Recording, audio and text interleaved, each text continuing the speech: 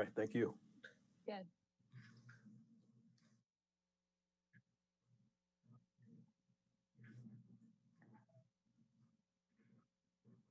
Okay.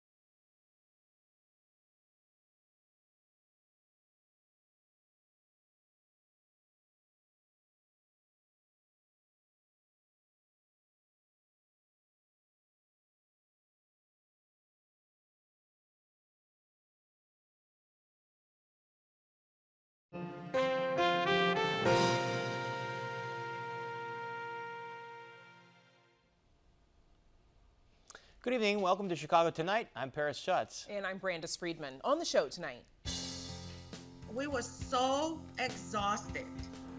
Chicago's stay-at-home advisory takes effect, how some businesses are coping.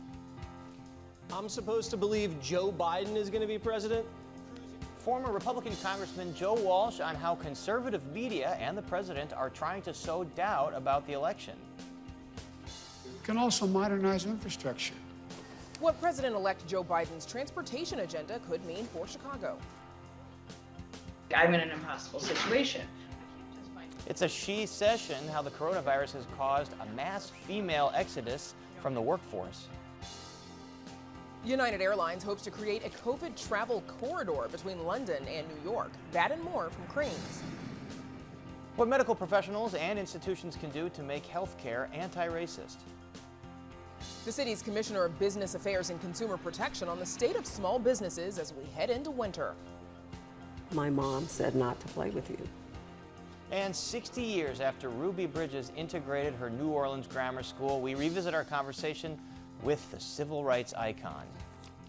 But first, some of today's top stories. Hospitalizations in Illinois due to COVID-19 are at a peak right now, hundreds of patients higher than the previous peak in the spring, according to Governor J.B. Pritzker. In fact, the governor says there's been a 70% increase in COVID patients in the last 2 weeks alone. Pritzker also warns about the declining availability of ICU beds in many Illinois regions, saying there might soon be a shortage of critical health care workers. We do not want to get to a point where our hospitals are literally over full. And then you will have somebody come and they just don't have personnel or a bed to treat them. And state public health officials announced more than 11,000 new COVID-19 cases in the last 24 hours, with 37 additional deaths. That makes for a total caseload of more than 585,000 and 10,800 deaths since the pandemic began.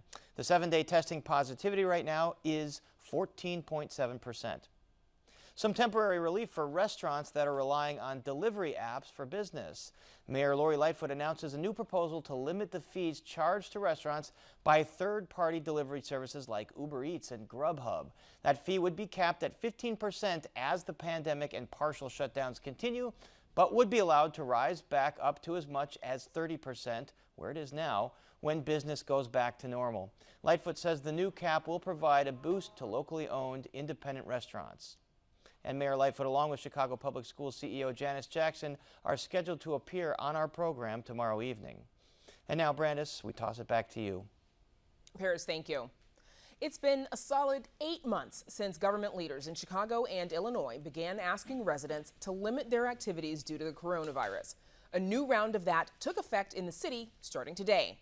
Amanda Vinicky joins us now with more of our ongoing coverage of COVID-19 with a look at how some businesses are coping. Amanda.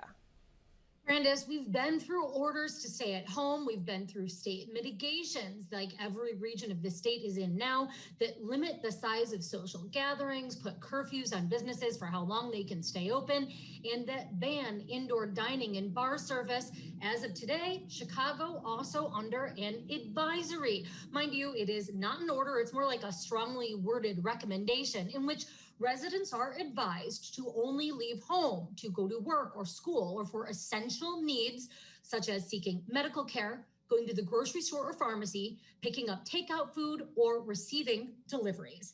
It is under these conditions that Hopleaf Bar in Andersonville is effectively mothballing itself. Hopleaf's founder and owner, Michael Roper, says the renowned Belgian beer bar was losing more money opened than it will close. Especially, he says, now that it's cold. He says Hopleaf is essentially a prisoner to the weather. It's so uncertain whether we can open. How do you schedule people? And how do you buy perishable food knowing, that it may not be used for several days because the weather is foul? Having 9 patio tables worked fine in the summer, but not anymore, especially after that brutal weather we had this weekend. Closed, he says. He's not buying any perishable food. He's stopped buying beer. He's not staffing the bar. We suspended our trash service.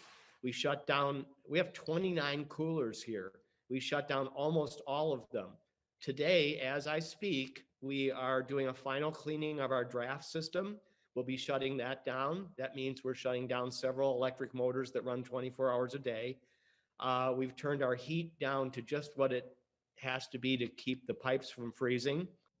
That's why you see Roper wearing a coat and a hat.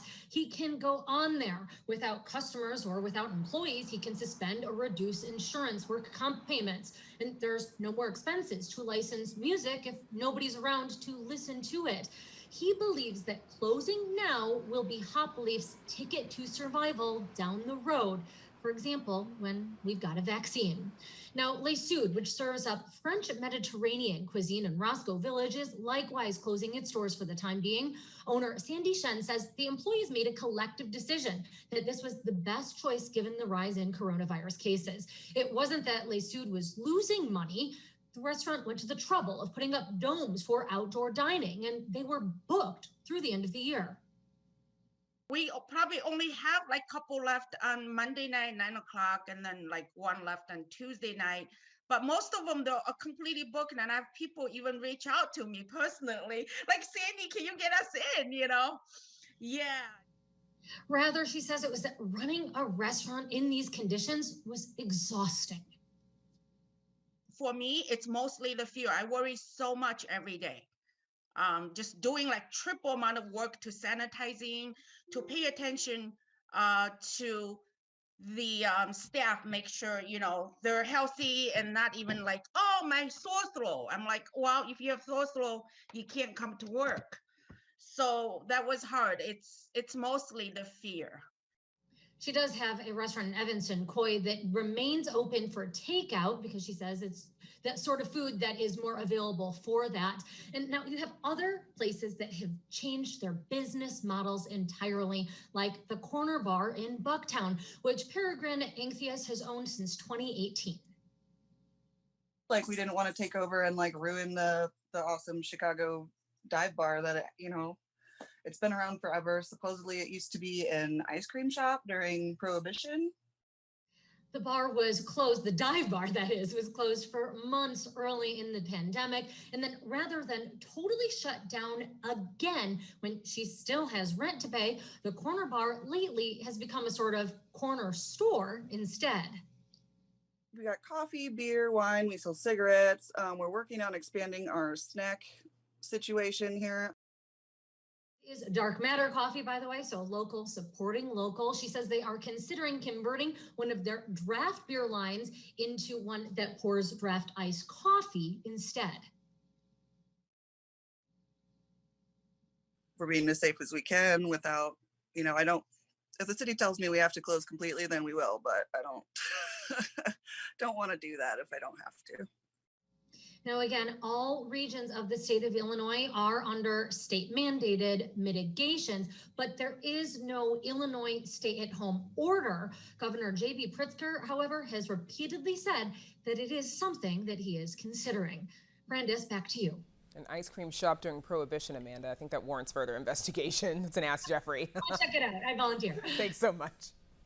And later in the program, we'll hear from the commissioner of the Chicago Department of Business Affairs and Consumer Protection about how the city is helping small businesses impacted by COVID-19.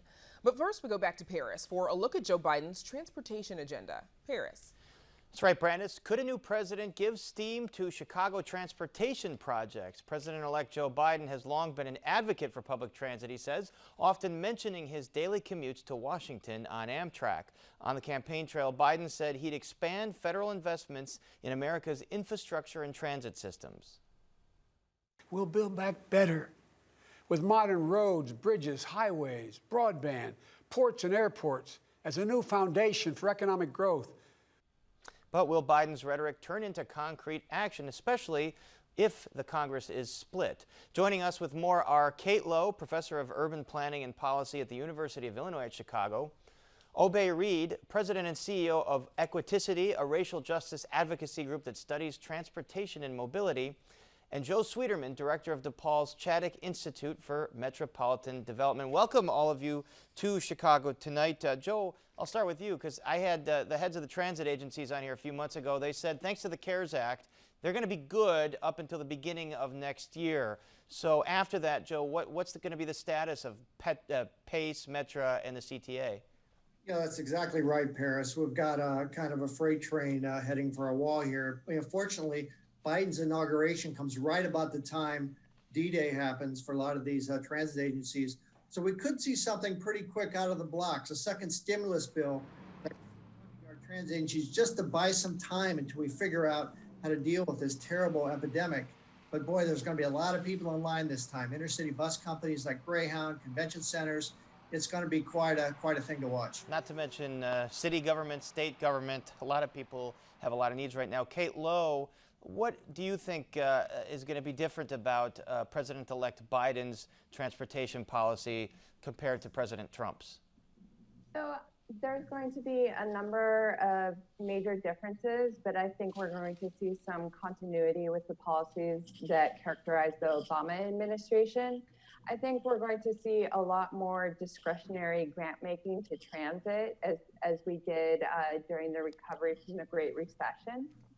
So I think we'll see much more investment in transit, but the administration could take more steps to center equity and racial justice and how it awards those transit grants.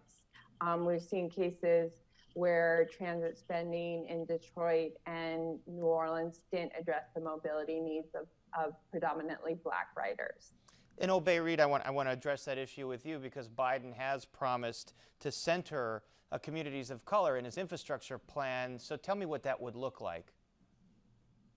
Well, I don't have much faith that it's going to be anything beyond the status quo in our society. What is needed to center Black, brown, and indigenous people in this country is legislated racial equity that is policied in a formal way. And I don't have much confidence that that's what the Biden administration will bring to the table.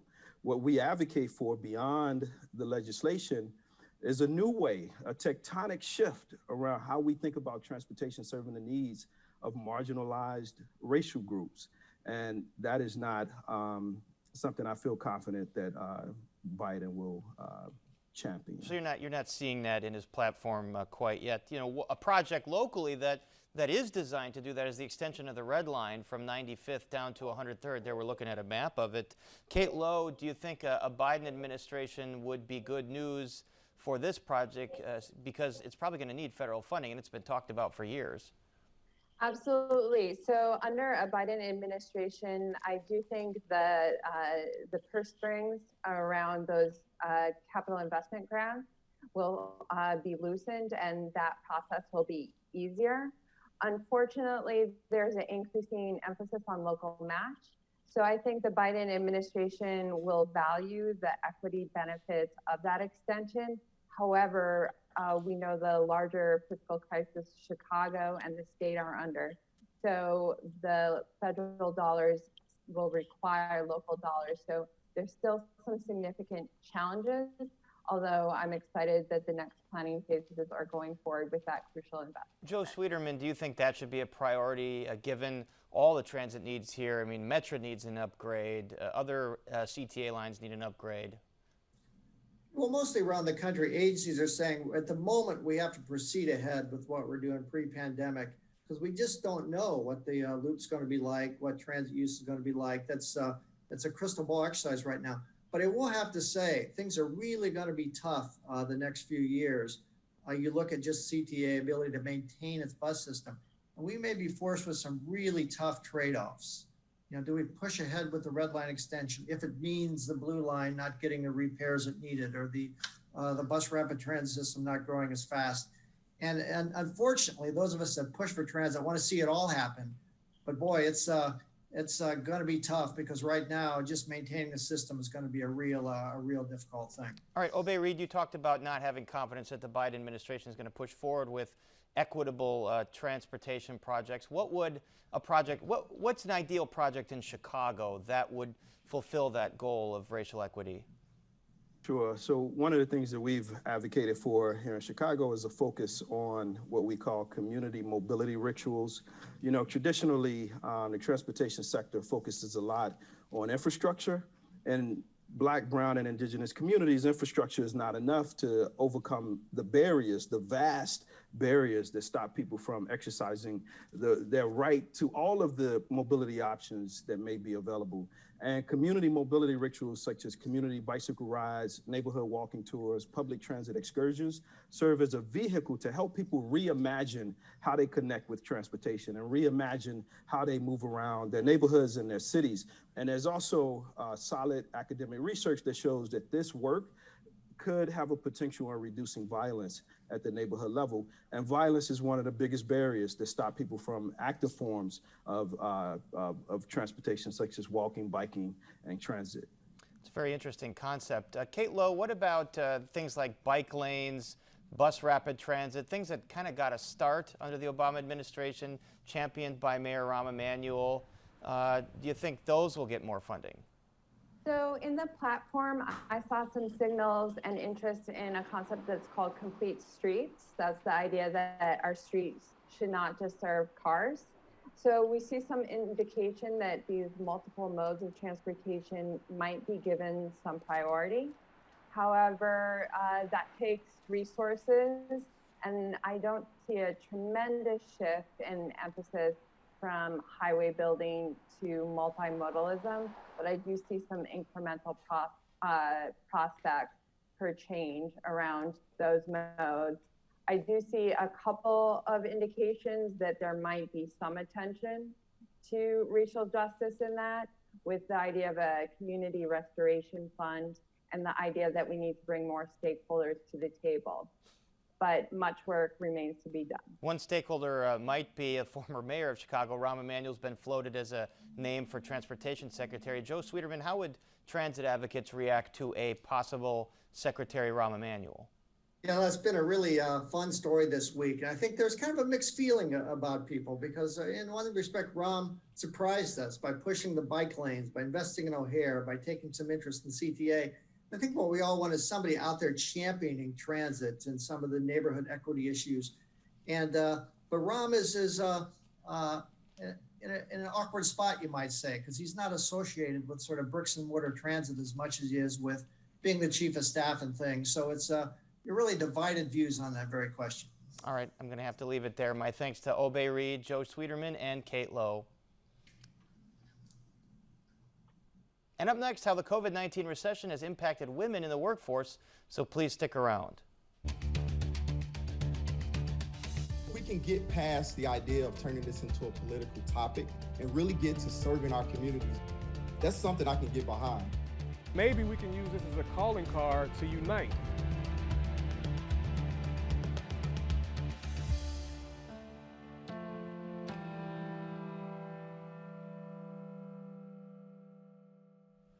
Since February, nearly 2.2 million women have left the workforce. That's according to the National Women's Law Center.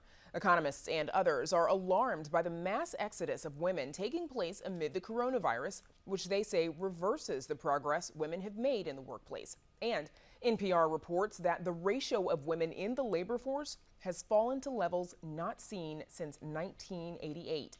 Joining us to discuss what some have called a she session and the long-term implications of women leaving the workforce are Annie Warshaw, the CEO and co-founder of Mission Propel, an organization that works with children, teachers, and employers to achieve gender equity. Since the pandemic started, Mission Propel has consulted with companies to keep moms from dropping out of the workforce. And Maria Solterio Dowdy, president and CEO of the Chicago Network, a professional organization that works to empower women to lead and help create gender equity in organizations. Thanks to you both for joining us.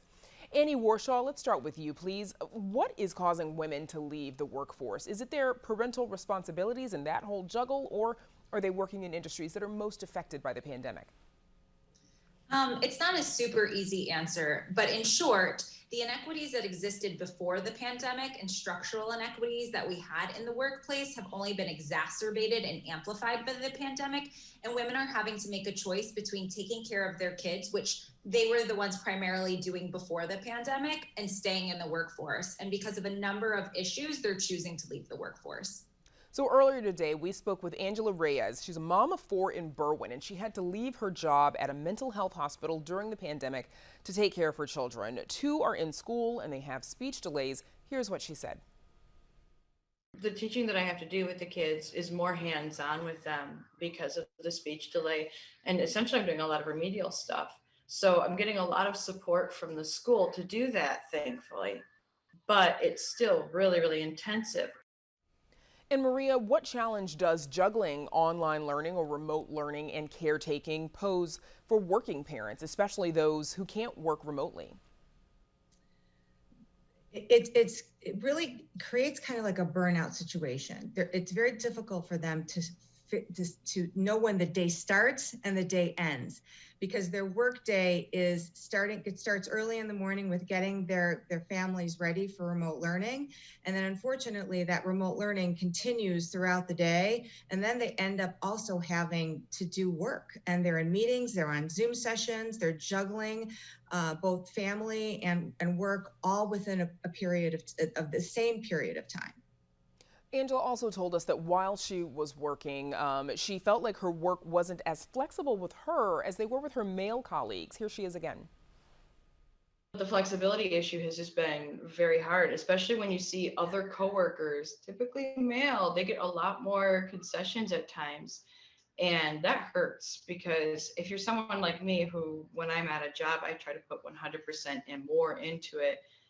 And at the end, it's like, well, I'm still not valued no matter what I do. That's incredibly demoralizing. Yeah, and then we saw one of her little ones actually walking through the shot just then as Angela was speaking. Annie, what are some of the challenges that women are facing at work right now? There's a myriad of issues, but as Maria noted, this decompartmentalization of life and work is really the underlying issue that many are facing, because before they had their structure and their routine. We did a survey of over 300 women, and the 4 issues that we saw across the board, whether they were working in or out of the home, single partner, whoever, was that there was a lack of sustainable schedule for their kids, inequitable housework, not maximizing work time, and as a result, strain on the relationship with their kids. And so that's why we started our company, to address those issues and create sustainable solutions. Maria, what recourse do women have if they feel like they're being discriminated against? They should talk to their employer. Many organizations have hotlines. They should reach out to human resources and let them know how they feel. I think that's one of the things that is really critical right now. It's important to talk about this issue, but it's extremely important for women to know they're not alone. They need to understand that this is something that's happening across the board at every single level in every single organization. It's not just at the lower levels, it's at the senior levels as well. And I think they need to understand and see that leaders are setting the example. So it's important for leaders to set the example that they want their workforce to follow. And that is giving them flexibility, giving them grace, letting them step away, all kinds of solutions. I know Annie and I talked about this as well, and we'll talk about it a little bit further, but it's really in the solutions and making sure that women know that they are not alone in this, and that there is a way out, that just stepping away or back from the workforce is not the only answer. There are other answers, other solutions. There's help there. They just have to ask for it. So while the unemployment rate for women overall was 6.5% in October, the unemployment rate for Latinas was 9% and for Black women was 9.2%. Annie, what do these numbers tell you about the pandemic's impact on the trajectory of women's careers? It says a lot. So we know that 32% of working women are mothers with school-age children or younger, and 76% of those are in the age range of 30 to 49. So that's the age range when most women are getting their promotions and building their career. And so if they're stepping out during those critical years, they're not going to break the glass ceiling. They won't even see the glass ceiling, right? So the implications of this are huge for a myriad of reasons in the short term and long term, right? Thinking about our pocketbooks, but also like this is going to impact our kids because we're going back so many years. And then in terms of race, right, like this is an issue for all women, no matter your ethnicity, socioeconomic income, because this all trickles down. This is not an isolated issue. And Maria, we've got, about 30 seconds left. What are the long-term implications of women leaving the workforce? The domino effect. You have less women in senior leadership. You have less women in the CEO's positions. You have less women making decision-making, having decision-making authority and power. And as we know, women in senior executive positions make things happen. It is a situation where you have a major cultural positive shift in an organization, and we see profitability and financial strength when women are leading organizations. Okay. So if they're not there, if they're not in the pipeline, we're not going to see them at the top. Okay, we'll have to leave it there. Maria Salterio Dowdy and Annie Warshaw, thank you so much for joining us. Thank you so much. Thank you. United Airlines hopes a COVID test for some international travelers could help create a travel corridor.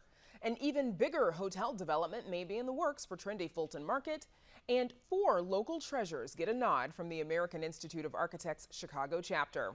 Here to go behind the headlines is Crane Chicago business editor Ann Dwyer. So Ann, today United Airlines began a COVID testing trial for passengers flying between New York and London. How would this trial work, and what's the airline hoping to get out of this?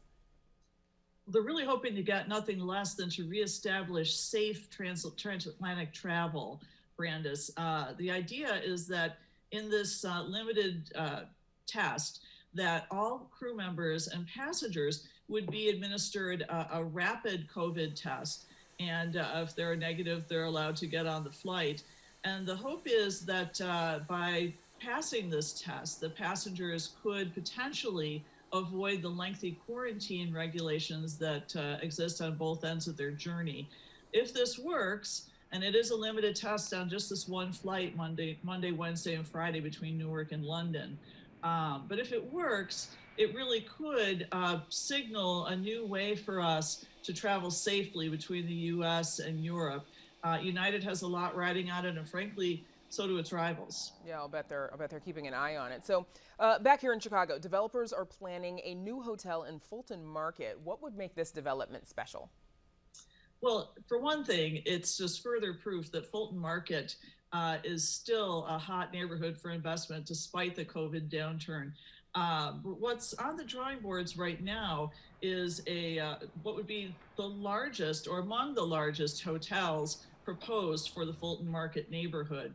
We're talking about, in this case, a 296 room development, which is pretty significant for a neighborhood that's already fairly dense. The project also is noteworthy because the developers are going to be building onto a building that they already own. It's a building that has landmark status. And so it's a 4-story structure. It will be incorporated into the design. And so the ultimate project will have an historic element to it. Okay, and the Chicago chapter of the American Institute of Architects recently named its Design Excellence Award recipients. Which buildings got them? Well, Columbia College's new student center took one of the top honors. This is a new 115,000 square foot structure on Wabash Avenue that the school is really hoping will become a focal point for the campus. The CTA's Green Line Garfield station also took honors. This is a station that was built around the time of the Columbian Exposition and just went through a massive renovation. In addition to that, Shirley Ryan Ability Lab has opened a Glenview office that's designed to accommodate both adults and pediatric patients. That one took an honor as well, as did the Mansueto office, the office of Joe Mansueto, the Morningstar founder, in the old Wrigley building, which he owns along North Michigan Avenue. Okay, so some of those you can drive by. That'll be something you can do while during the pandemic without seeing other people. All right, Ann Dwyer-Coranes, thanks so much for joining us. Thank you, Brandis. And now, Paris, we go back to you.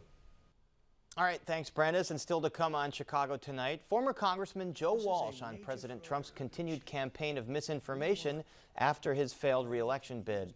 What healthcare institutions and practitioners can do to unwind what some see as systemic racism that affects healthcare outcomes in Black and Hispanic Latino communities. As business owners brace for the challenges of winter, Chicago's Business Affairs Commissioner joins us for more on the impact of the pandemic. So that's what this is all about. It's about me and the color of my skin. And 60 years after she became the first African-American student at a previously all-white school, we revisit our conversation with civil rights icon Ruby Bridges. But first, some more of today's top stories. Mayor Lightfoot tamps down some of the optimistic vaccine developments today. Moderna, which has partnered with UIC for trials, announced that an early analysis showed that its coronavirus vaccine would be 95% effective, but Mayor Lightfoot says she doesn't expect the vaccine to be distributed widely at the city level until at least the middle of next year. She says the city will need more federal resources in order to successfully get that vaccine out to all residents. We have all the things that are necessary to distribute the vaccine once we get it, but of course, right now, the federal government under this current administration has no real plan and certainly hasn't provided the resources that states and localities are going to need to make sure that we actually get the vaccine distributed to those who need it most. Another Illinois member of Congress announces she has COVID. Western Illinois Representative Sherry Bustos, who recently won re-election, says she has tested positive and is experiencing mild symptoms. Bustos says she is self-isolating right now and will be working from home until getting the all-clear from her physician. And state public health officials announced more than 11,000 new COVID cases in the last 24 hours, with 37 additional deaths. That makes a total caseload of more than 585,000, with nearly 10,800 deaths since this pandemic began. The 7-day testing positivity rate right now is 14.7%. And coronavirus has claimed the life of a Latina Chicago trailblazer. Maria Cerda, the first Latina member of the Chicago School Board, died last week due to complications of COVID-19. Cerda was first appointed to the school board by former Mayor Richard J. Daley in 1969. She was known for promoting bilingual education and was eventually appointed to the National Center on Educational Research by former President Jimmy Carter. Cerda was 86. Well, the president has aggressively promoted misinformation and disinformation while questioning the results of the election, which he has presumptively lost. Many of those claims have been amplified in conservative media outlets, which have significant influence over many Republican voters. Here is an example of some of the confusing rhetoric on the conservative cable channel Fox News. There's something that just doesn't feel right about this. You feel it too. Joe Biden didn't earn it. He didn't really even campaign. He thought he was going to lose. You could see it. He ran a losing campaign. So 10 days after the election, how's he ahead? So appealing to viewers' feelings there. Our next guest is a former Illinois Tea Party Republican congressman turned conservative media personality turned fierce Trump critic. He says his opposition caused him to lose nearly everything. Joe Walsh, welcome back to Chicago Tonight. Good to be with you, Paris. All right, so Joe, we've seen President Trump's tweets, baseless claims of fraud, rigging, baseless claims that he won the election. A lot of this has been amplified in some conservative media. How powerful is this messaging among his most fervent supporters? Well, first, we can't normalize what this president is doing. Paris, this is unbelievable. For the first time in our country's history, we have a sitting American president who is literally refusing to accept the will of the people. Let's not normalize this. And we have a party, a Republican Party, that is allowing him to do it. This is damaging, Paris, because everything Trump says about this election, and the election day was what, 13 days ago, and everything Donald Trump has said about the election has been a lie. That's Trump. But our problem, Paris, is all of his supporters believe everything. And you know those supporters very well, because as you said, they were your supporters too. So assuming there is a peaceful transition of power, how will supporters accept the legitimacy of a Biden presidency? They won't. They won't. They will not accept Joe Biden as president. And again, Paris, this isn't a surprise because Donald Trump months ago told us he was going to do this. Months ago, he told his supporters, there are only two outcomes. Either I win or it's stolen from me. Paris, they believe that. They're not going to accept Joe Biden as their president. We're talking about maybe 35 to 40% of the population. That's scary, that's dangerous, and I'm afraid it's going to lead to violence. And as we talked about, conservative media does amplify a lot of this, and a lot of voters are very reliant on that kind of media. You were a Trump supporter. We've talked about your story. At the Helsinki summit, when President Trump sided with Russian President Vladimir Putin over U.S. intelligence agencies, that was the last straw for you. You became a fierce critic. Talk about how difficult that was when you were holding down a job as a conservative media personality. Look, Paris, I get it. If you're a Republican and you criticize this president, he goes after you and you get death threats from his supporters. That's happened to me almost on a daily basis the last 2.5 years. This is so important, though. Donald Trump, Paris, lies almost every time he opens his mouth. And he's spreading lies about the legitimacy of this election. His supporters believe those lies, and they'll go after people like me. Look, Paris, election night, I was happy that Joe Biden won. But I was sad because it's now clear that Trump's hold on the Republican Party is permanent. The Republican Party now is Trump's party almost for good. Well, and Joe, I have to say, I'll look at your Facebook post because you're very critical of the president in your Facebook post, and I'll look at the commenters. You'll get hundreds, if not thousands, of commenters almost universally opposing you, calling you out, saying, kind of parroting the talking points from conservative media and President Trump. The election was rigged. The Democrats stole the election. What do you observe about some of the commenters on your Facebook? And what is that? Is it educational and insight into how Trump's most fervent supporters believe? Oh, absolutely, Paris. It's convinced me, and it convinced me a while ago, that the Republican Party is a cult.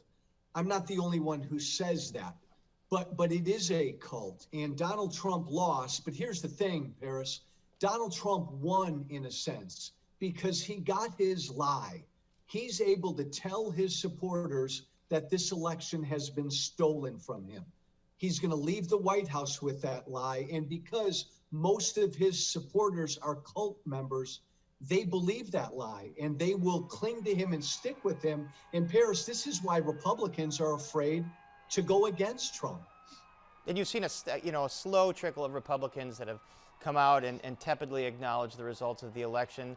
In conservative media, Fox News during the day acknowledges the election results, although at night the media personalities that make the biggest money for them and make big ratings, they continue to sort of parrot the disinformation. Do you see conservative media breaking away from Donald Trump at any point? No, it's conservative media will stick with him. Tucker Carlson, Hannity, Rush Limbaugh, they all purposely lie to their audience. They echo Trump's lies. Look, Paris, I was part of that world, and I lost it all because I went against Trump.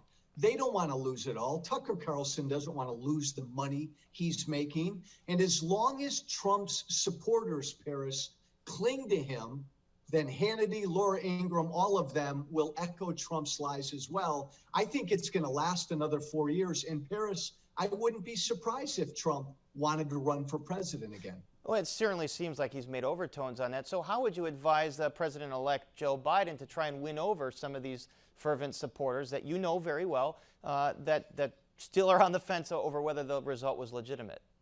He can't. He will not. Joe Biden will not be able to win over most of Trump's cult followers. What Biden should do is try to unite the rest of the country, govern from the middle, try to bring people together. And at Paris, if he does that, he'll get a lot of Republicans and independents and moderates who will join him. And this Trump cult will just continue to shrink and be marginalized. You know, there was a Washington Post article that cited a study showing the Republican Party in recent years had sort of trended to adopting more of an authoritarian ideology. You've called it a cult. How does the party rebuild into something that you would prefer to see? Well, it doesn't rebuild as long as Donald Trump is around. As long as he's around, Paris, the Republican Party is his. If he wants to be the nominee in 24, he'll be it. If he doesn't want to be the nominee, whoever wants to be the nominee is going to have to kiss his ring. I'm afraid that the Republican Party is now the Trumpy party. So conservatives like me who believe in open-armed conservatism, free trade, opportunity, and tolerance, we don't have a home.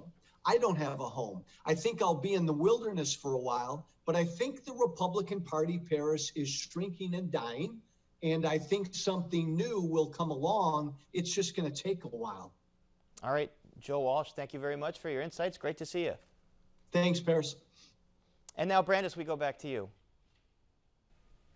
Paris, for months, we've covered how the COVID-19 pandemic has disproportionately impacted Black and Latino communities. That disparity has magnified the pervasive racial disparities in America's healthcare system, from coverage to treatment to outcomes. A 2017 study by the Center for American Progress concluded that these disparities resulted from decades of inequality in not just our healthcare systems, but our economic and social systems. Joining us to talk about making healthcare anti-racist are Dr. Tiasha Bailey, Executive Director of Susan G. Komen Chicago, Dr. Brittany James, co-founder of the Institute for Anti-Racism in Medicine and Assistant Professor at the University of Illinois College of Medicine, and Dr. Jonathan Moreira, Assistant Professor at Northwestern University's Feinberg School of Medicine. Thanks to you all for making time for us today. Dr. James, let's start with you, please. How do we see racism manifest in healthcare outcomes? Well, I think the important thing to understand is that racism operates on more than one level. What most people think of is interpersonal racism. In other words, racism that I give to another person. That could be, police brutality or something that maybe something racist someone says.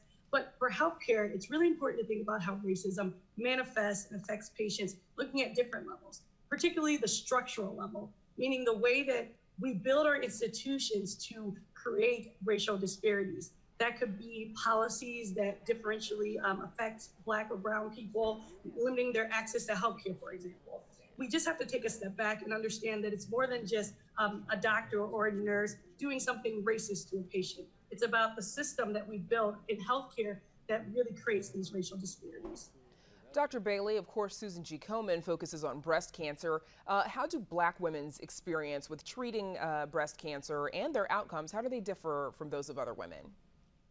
So what we've learned over the years is that Chicago, we've made some great strides with respect to mortality disparities here locally, where at one point we were as high as 69%, but today we're at about 40%, where African American women are dying at a higher rate than their white counterparts. But when you really age adjust those rates and really break it down, you find that African American women under the age of 40 are dying as high as, that rate goes from 40% to 157%. So we know that here our work in Chicago is really getting to younger Black women and really looking at the systems and the access and the types of care that they are able to get, and making sure that it's timely and high quality. That's a shocking statistic when you put it that way. Dr. Morera, do language barriers contribute to these unequal outcomes for Latinos? I absolutely think that they do. They really create an issue with regards to communication between providers, be they physicians or nurses. I think it also causes an inhibition in a failure of building trust between providers and patients. There's a lack of understanding when there are potential barriers to misunderstandings of adherence to medications or appointments. And I think that also spills over into cultural barriers to care. So that is absolutely a significant barrier that I see in my own practice and largely within, other fields within medicine. Dr. Bailey, what can healthcare institutions do to correct for a history of racism? And not just, healthcare institutions, but providers, the government, med schools. Yeah, well, I think that, one thing that Dr. James brought up is just this idea that racism comes in many forms. And I think that is the first piece of it, is the acknowledgement that racism can be as overt as Jim Crow and as overt as Jim Crow and as covert as kind of that mistreatment of a patient, kind of that one-on-one. I think that we as institutions need to look at our policies that systematically exclude groups and communities of color. I think there's some work that needs to be done when thinking about training clinicians and cultural competency and really addressing implicit bias. So that subconscious bias where people don't even recognize that their assumptions tend to lead to kind of disparities with respect to, how you treat one patient versus another. And so I think it's about that acknowledgement and really sitting down and saying, hey, we need to address racism on all levels. And I don't think it looks different from the government, from an institution. We all have the lift and the obligation to do our part. And Dr. Morera, in light of COVID-19's impact on Black and Brown communities, have researchers done enough to include those folks, those communities, in clinical trials?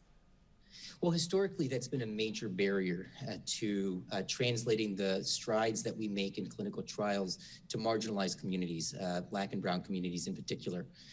There has been, I think, in the most recent trial data that was released by the press releases for the Moderna vaccine and for the Pfizer vaccine, I think there is a more deliberate effort to include patients who come from historically marginalized communities, from Black and Brown communities.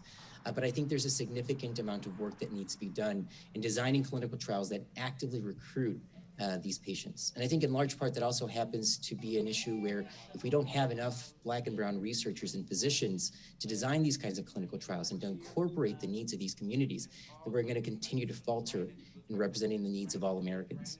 Dr. James, what would you say are some of the biggest barriers to working against all of these issues? I think what I would call what's known as white fragility, honestly, it's been one of the biggest barriers to, I think, racial progress. And that's really, when I say that, what I'm talking about is this idea that white Americans, white people, are not used to even naming racism, nonetheless recognize how it operates in our society and within themselves. And when presented with the idea of racism, a lot of white people feel very uncomfortable. They feel like they don't want to continue the conversation, they kind of shut down, or they will dismiss or other lived realities of Black and Brown people. And really, that's a big barrier. Moving past the discomfort to actually name racism and then to do the work of understanding how it operates inside of us. And it does operate in all of us because we were raised in American society. So knowing that, moving past the discomfort, moving to action and conversation is really important. And Dr. Bailey, we've got, about 30 seconds left. What advice do you have for patients to be sure that they're guarding themselves against experiencing these results? Yeah, so I think the biggest thing is arming yourself with knowledge that we all have to really come to terms of what anti-racism looks like and feels like. Also being, doing the work to find our own voice, right? To speak out against racism in its all forms. I think a lot of times we see things and don't necessarily act and use our voice, but it's important to be able to find that voice and also use our voice to uplift others. And I want us to, as a nation, to find a way to come together so that we are all collectively doing what it takes to be able to become the anti-racist system that we know we can be, and moving from the division and the divisive behavior, because that doesn't support the beliefs and the ideals that we know are possible. Got our work cut out for us. My thanks to Dr. Tiasha Bailey, Dr. Brittany James, and Dr. Jonathan Morera. Thank you so much for joining us. Thanks for having us. Thank you. Up next, WTTW News Director and host Ugo Balta on efforts to help Chicago's small businesses in a conversation that originally aired on our Saturday program, Chicago Tonight, Latino Voices. But first, a look at the weather.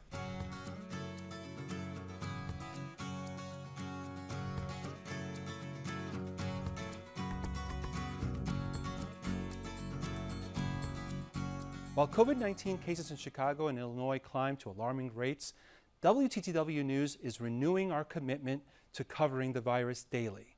One of the groups hit hardest by the pandemic are small businesses.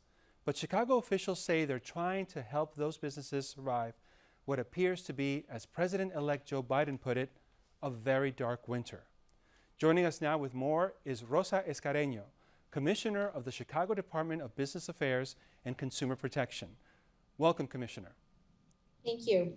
Commissioner, we're on the precipice of what looks like a very tough time for the city and its small businesses. What can you tell us about how Chicago small businesses are doing? Well, I have to tell you, it's been an extremely difficult year for our businesses. And you're absolutely right. We're about to head into a very dark time with the harsh winters in Chicago. Our businesses have been devastated by this crisis. And we are doing everything we can here at the City of Chicago to make sure we're working closely with them. But there's been a dramatic impact specifically to our hospitality community. Commissioner, as you know, Black and Latino businesses are getting hit especially hard.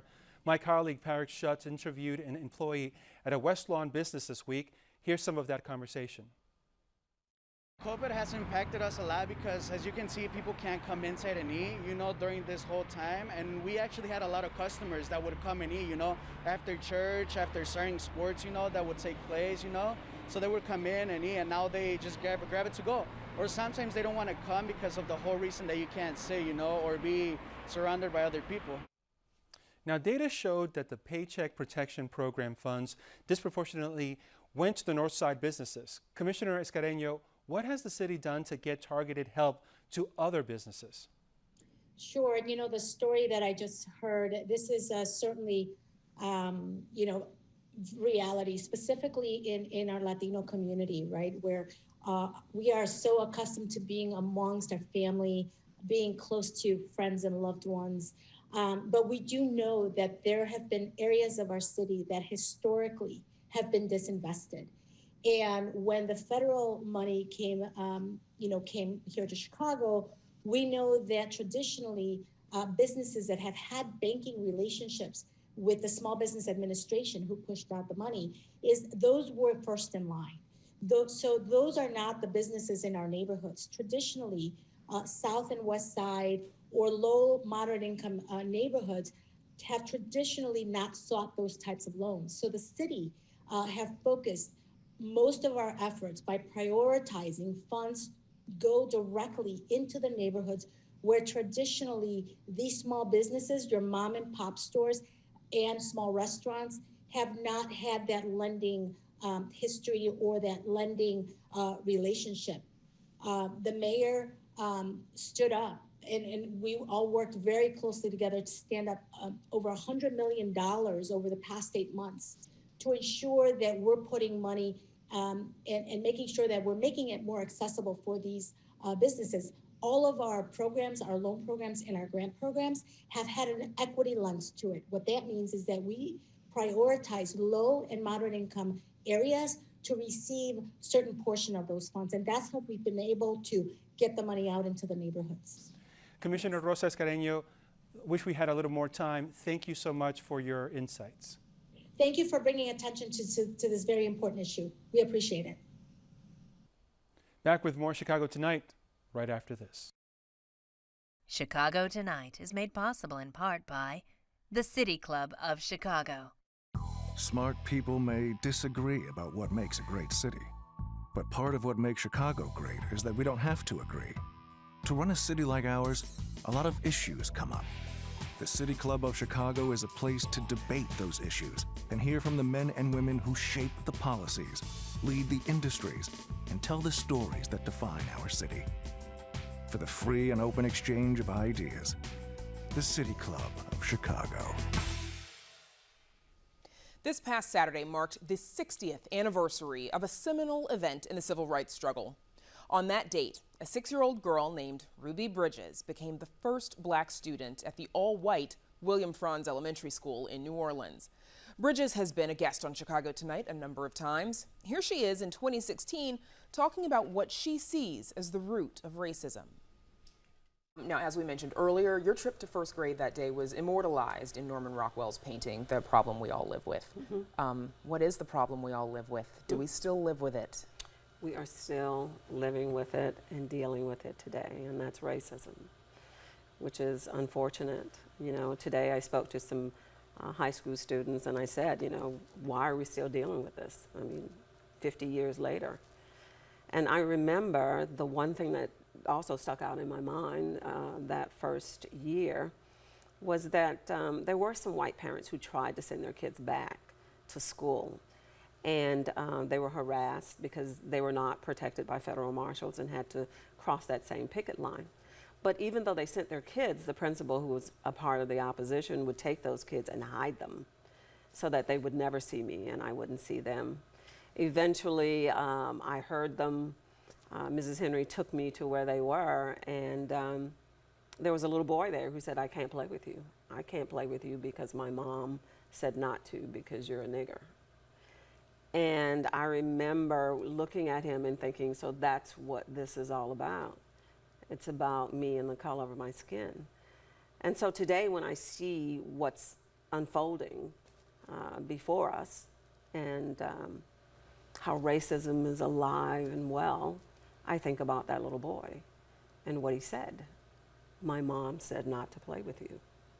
And so none of our babies are born knowing anything about disliking one another. It's us as adults. We take racism and we pass it on to our kids. And that is why we are still living with that problem today. Again, that's Ruby Bridges on Chicago Tonight back in 2016.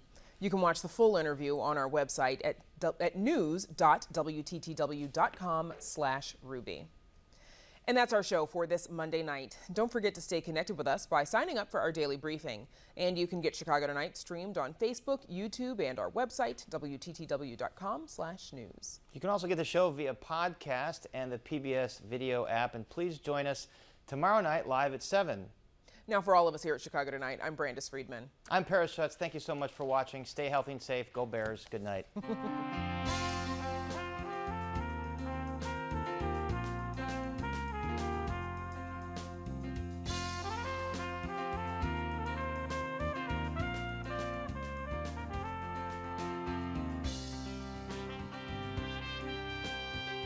Closed captioning is made possible by Robert A. Clifford and Clifford Law Offices, a Chicago personal injury and wrongful death firm that is proud of their attorneys selected for the 2020 Illinois Super Lawyers List.